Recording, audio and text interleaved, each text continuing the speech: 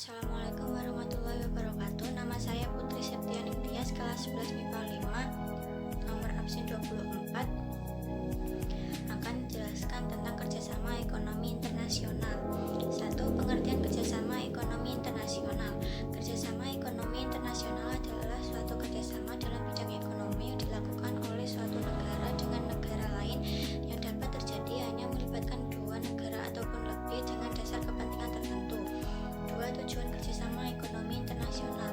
1. Meningkatkan perekonomian negara. 2. Memperbaiki taraf hidup bangsa. 3. Mengisi kekurangan dan kebutuhan antar negara.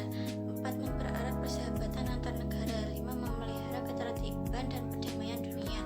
3. Manfaat kerjasama ekonomi internasional. 1. Meningkatkan keuangan negara. 2. Meningkatkan investasi. 3. Membantu meningkatkan daya saing ekonomi. 4. Menambah devisa negara. 5. Memperkuat posisi perdagangan.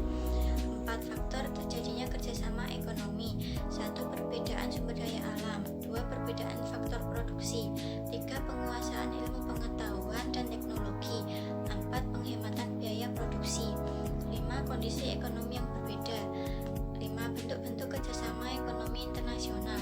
1. Kerjasama ekonomi bilateral. Kerjasama ekonomi bilateral adalah kerjasama ekonomi yang mengikat antara dua negara dengan suatu perjanjian bahwa masing-masing pihak akan melaksanakan atau memenuhi kewajiban di bidang ekonomi secara timbal balik. Kerjasama ekonomi regional. Kerjasama ekonomi regional adalah kerjasama ekonomi antara beberapa negara yang berada di kawasan tertentu. 3. Kerjasama ekonomi multilateral atau internasional.